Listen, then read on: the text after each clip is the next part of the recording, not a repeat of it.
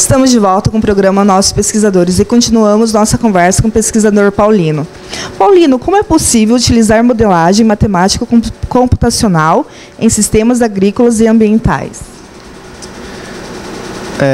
No campo, a gente tem que fazer vários experimentos, né, para tentar entender o que determinado tipo de manejo, como que a gente pode melhorar os sistemas agrícolas, né, melhorar a produtividade, melhorar a qualidade dos produtos. Mas fazer esses experimentos em campo normalmente envolve muito tempo, muito recurso, inclusive pessoal, né? Então, existe uma dificuldade muito grande de conduzir esses experimentos em campo. A vantagem de simular esses sistemas é que a gente consegue fazer esses experimentos de forma virtual, sem precisar fazer esse experimento direto no campo.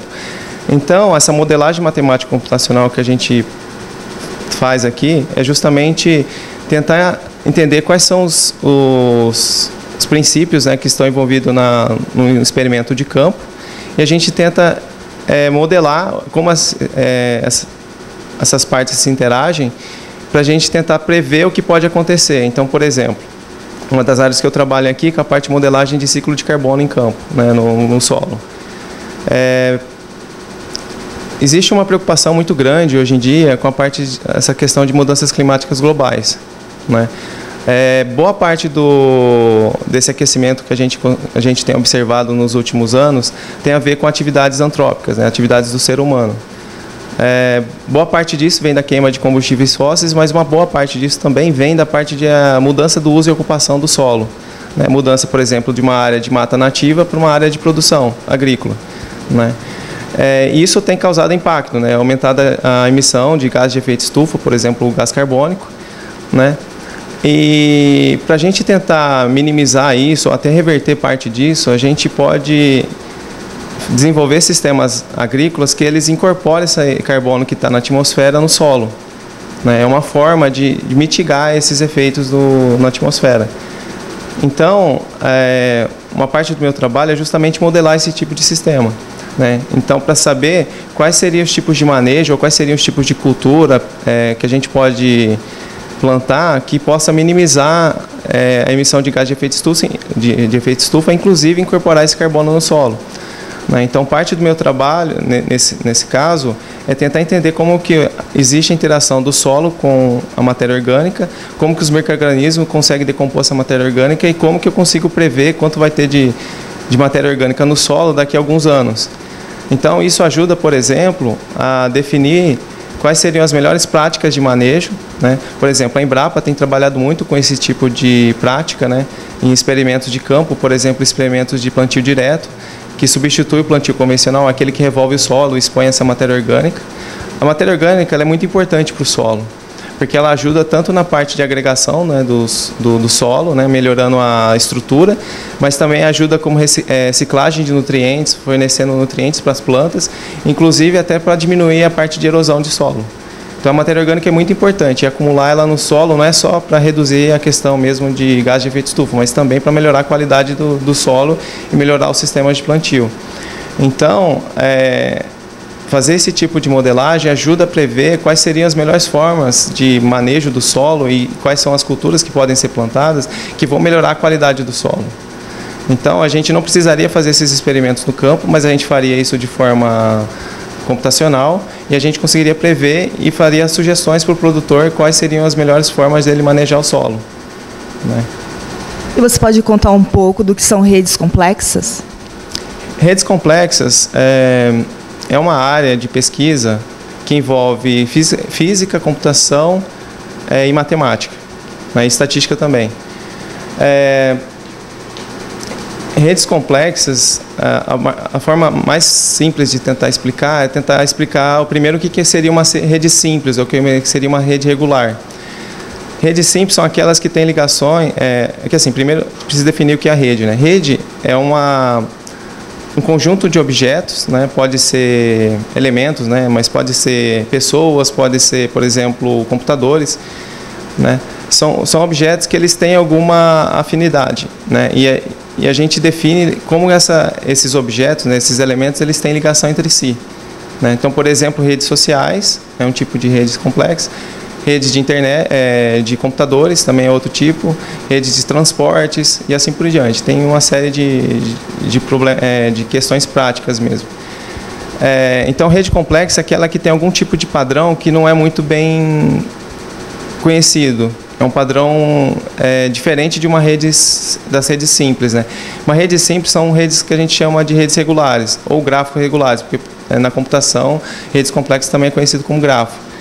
Redes regulares são aquelas que têm conexões simples, né? Por exemplo, pode ser uma rede aleatória, né? Que elas têm as conexões definidas por uma certa probabilidade, ou pode ser também redes regulares, como se fosse um grid, né? Por exemplo, de eletricidade, né? Então, que elas têm a estrutura um pouco mais regular.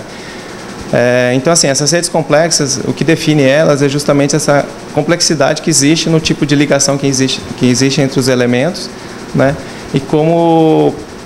E também alguns padrões que surgem dentro dessas redes, né?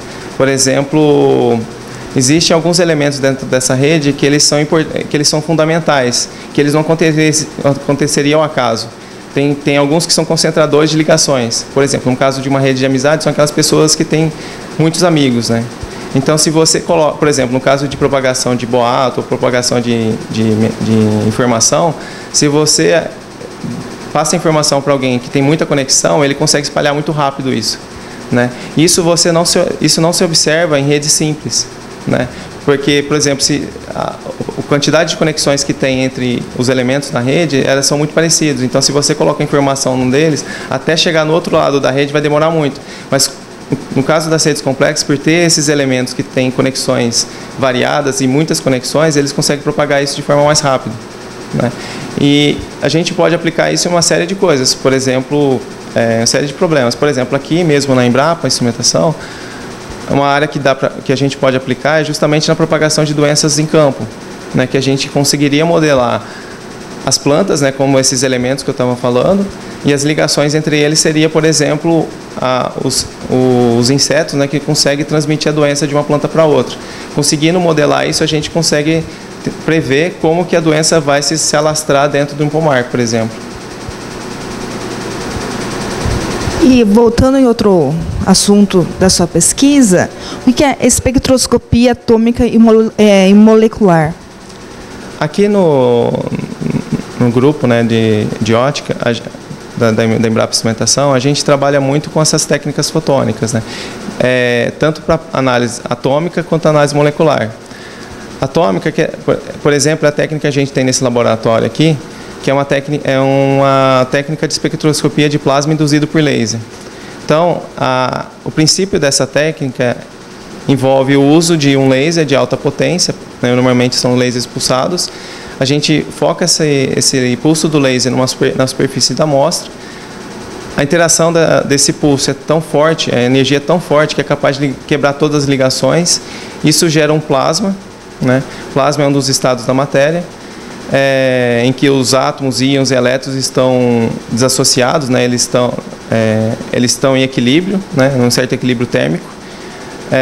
A gente não tem molécula nessa situação, né? É só átomos, íons e elétrons e fótons, né? Nessa situação, quando a gente forma o plasma aqui nessa técnica, no começo da formação do plasma a gente não consegue ver muita coisa, porque existe uma emissão de uma luz branca, que a gente não consegue entender o que está acontecendo ali. Então, normalmente se espera um tempo, né, que é na faixa de microsegundos, que a gente consegue ver as emissões dos átomos e os íons que estão nesse plasma. Então, é um tipo de técnica que a gente usa para estudar espectroscopia atômica, né, para entender um pouquinho qual que é a composição elementar das amostras, né. A gente tem usado essa técnica muito para a parte de quantificação de elementos no solo, por exemplo. Então, uma das áreas de pesquisas forte aqui do grupo é justamente nessa área de mudanças climáticas globais, que é a quantificação de carbono no solo. Atualmente, as técnicas para fazer isso são muito demoradas, são caras. Então, o objetivo aqui do nosso trabalho é justamente desenvolver essas técnicas que sejam mais baratas e que possam chegar e fazer medidas em larga escala, né? Outra aplicação também, né, dessa técnica é para análise de fertilizante, de fertilidade do solo. Então, por exemplo, uma área importante, né, que a gente atua também é na área de agricultura de precisão, que envolve o estudo diferenças que existem numa propriedade agrícola. Só que atualmente é o mesmo problema no caso do carbono. As técnicas para fazer medida de nutrientes em solo são muito caras, né, e são muito demoradas. Então, o objetivo também nosso aqui é desenvolver essa técnica justamente para fazer essas medidas em larga escala e medidas rápidas. Então, por exemplo, medir nitrogênio, fósforo, potássio. A gente também tem atuado bastante aqui para desenvolver outros tipos de modelos, né, que não só envolvam a parte atômica mesmo da amostra, né, que é a parte elementar. Mas a gente tem trabalhado também para extrair um pouco de informação do solo, que são importantes para o manejo agrícola. Por exemplo, o pH do solo, né, é importante para várias questões de manejo de solo. Matéria orgânica do solo, também a gente tem feito alguns estudos usando essa técnica. E uma outra parte que envolve mais a parte física da amostra, que é a parte de tamanho de partícula, né, que isso é importante também para o manejo de solo, que é a textura do solo, né, que é a proporção entre argila, areia e silt. Inclusive, esse foi meu primeiro trabalho que eu recebi aqui, né, quando eu estava ainda no período probatório, que foi usar essa técnica que chama LIBS para tentar quantificar o teor de areia, argila e silt que existe na amostra. Só que são propriedades físicas da amostra, não são propriedades químicas, né? E essa técnica, ela extrai a propriedade química. Só que na época, a pesquisadora Débora Milori, ela me passou esse problema, mas a hipótese que ela tinha é que a composição elementar, a composição de partículas da amostra tem a ver com a composição elementar dela, pelo processo de degradação mesmo do solo, que vai formando essas partículas e vai formando essas partículas. Então, aparentemente, a gente acreditava, né, que existia essa relação química com a parte física, que foi meu primeiro trabalho aqui, né, e eu consegui, usando, né, todo o conhecimento que eu tinha na parte de extração de padrões, de desenvolvimento de modelos, desenvolver um modelo para fazer essa quantificação. Isso gerou uma patente aqui no grupo, né, que é essa patente justamente para fazer análises usando a técnica de textura do solo. Você pode demonstrar um pouco para a gente? Posso sim. Aqui, então, a gente tem, né, o sistema. A técnica consiste do uso de lasers, né? Aqui, no caso, a gente tem dois lasers, um laser de infravermelho e aqui é um laser no verde, né? Esses lasers eles são direcionados por espelhos e aqui, no caso, é um prisma, né? E aqui tem um espelho, isso é direcionado para a lente, né? Essa lente aqui focaliza a amostra que está aqui dentro da câmara, né? Aquele laser também ele é direcionado por aqui, né? Que passa por um espelho, outro espelho aqui tem uma lente que focaliza lá na amostra. E aqui daqui para trás tem um sistema de coleta, né? Que é um sistema de coleta do tipo lentes telescópicas. Isso é conduzido então para o espectrômetro, que aqui a gente resolve o espectro, né? Eu vou demonstrar aqui como se faz a medida, porque a medida é muito rápida, só para vocês terem uma ideia de como isso é feito, né? Aqui já foi feita a medida. Aqui essa medida consiste de 4 pulsos, né? Esses pulsos são muito rápidos, né? Cada medida dessa, né? Cada pulso que é dado, né? A medida é feita em questões de microsegundos, né? São na faixa de 1 milissegundo provavelmente. Então, em menos de 1 segundo, um pouco mais de 1 segundo, a gente tem a medida completa. E aqui a gente tem um exemplo da medida. A partir desse espectro, né, pelas linhas que existem aqui, a gente consegue identificar o que existe na amostra, né? Só de olhar aqui eu já consigo identificar que essa amostra tem sódio, porque essa linha aqui é uma linha forte do sódio.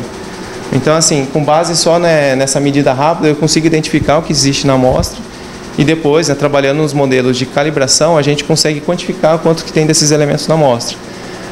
Quando eu comecei os trabalhos aqui, eu usava muito o meu conhecimento em computação, né, na parte de desenvolvimento de modelos de regressão, para montar essas curvas de calibração, mas atualmente eu tenho focado mais na parte da física mesmo desse sistema, né, então a modelagem mais física, para fazer esses modelos de quantificação, né. Isso tem algumas vantagens, né, em relação às técnicas tradicionais de montar modelo de calibração, porque os modelos de calibrações eles dependem muito do tipo de amostra.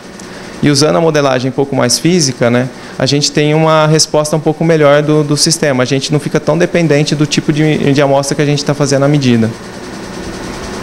Vamos para um breve intervalo e voltamos rapidinho.